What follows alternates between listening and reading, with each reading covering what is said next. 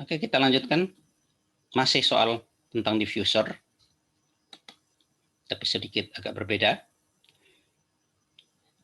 Uap air memasuki sebuah subsonic diffuser pada 0,7 bar 160 derajat Celcius dengan kecepatan 180 meter per detik. Luas penampang masuk 100 cm persegi.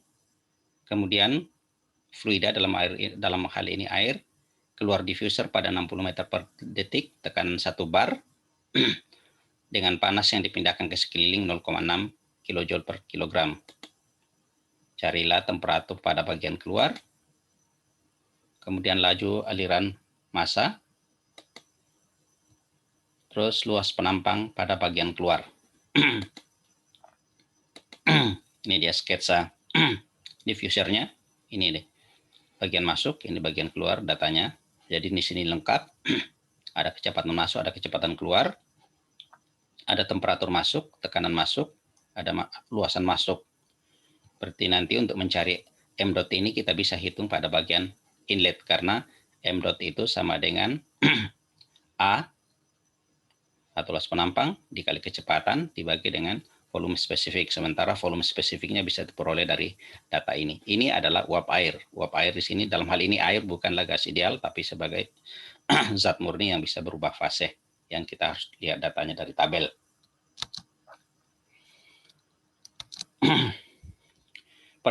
Persamaan kesetimbangan energinya. Dalam hal ini, karena sudah disebutkan tadi ada Q, ya Q-nya yang keluar masuk sistem, yang keluar dari sistem. Jadi persamaan kesetimbangan kalornya tadi yang harusnya Q min W sama dengan H exit min H inlet ditambah V exit kuadrat min V inlet kuadrat dibagi dengan 2000. Karena W-nya 0, ingat diffuser itu sudah pasti W-nya sama dengan 0, sehingga persamaannya Q-nya seperti ini. Ya, jadi persamaan kesetimbangan energinya menjadi seperti ini. W-nya hilang. Ya. Kemudian fluida masuk, ya kita tahu datanya tadi ya bahwa masuk itu 0,7 bar 160 derajat Celcius. Karena yang diketahui tekanan dan temperatur, maka berdasarkan tekanan kita harus cari temperatur jenuhnya. Ini dia.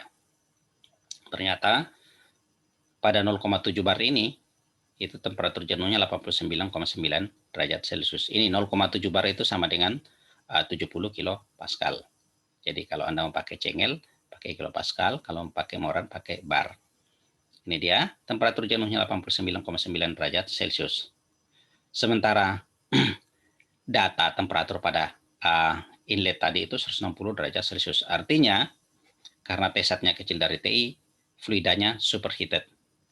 Kemudian berdasarkan tabel air pada kondisi superheated vapor berdasarkan tekanan 0,7 dan temperatur 160 derajat Celcius diperoleh bagian inlet entalpinya 2798,2 kJ per kilogram dengan volume spesifik 2,841 meter kubik per kilogram.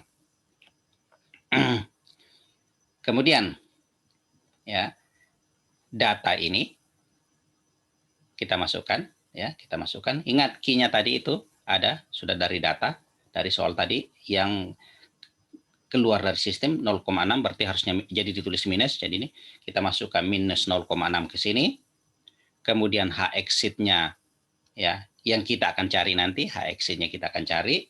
Kemudian H inlet-nya kita masukkan yang ini. Kemudian kecepatan exit-nya tadi itu dari data sudah diperoleh yaitu 60. Kemudian kecepatan inlet-nya itu 180 meter per detik. Ini per 2000 ya, ini per 2000 untuk mengkonversi dari dari joule ke kilojoule. Jadi ini harus kita tulis 2000. Ini 2000. Oke. Setelah angka-angka itu kita masukkan, maka kita akan peroleh bahwa H exit itu 2812 kilojoule per kilogram. Nah, sekarang kita cek kondisi pada bagian exit, sebab data yang di exit sekarang yaitu ada tekanannya 1 bar, ya, kemudian ada entalpinya yang kita peroleh sekarang 2812 kJ per kilogram.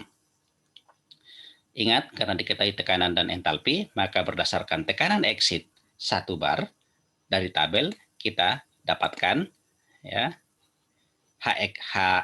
HG-nya ya. Jadi saya tidak masukkan HF-nya sebab dari HG-nya saja 2675,5, artinya ternyata HG-nya ini lebih kecil daripada ini ya. Otomatis berarti fluida yang keluar itu adalah superheated vapor. Nah, kembali berdasarkan tabel superheated berdasar data tekanan 1 bar pada tekanan 1 bar dan entalpi 2812 ya. Tentunya saja dengan cara interpolasi ya. Dengan cara interpolasi maka kita akan dapatkan temperaturnya itu 168 derajat Celcius dan volume spesifiknya 2,02133 meter kubik per kilogram. Ingat, data volume spesifik itu digunakan untuk mencari M dot atau luasan atau kecepatan sesuai dengan kebutuhan yang kita inginkan. Nah, oke, selanjutnya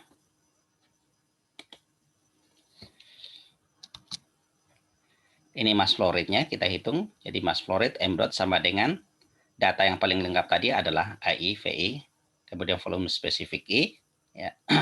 Sebab luasan pada exit itu kan kita belum ketahui, itu malah yang akan dicari.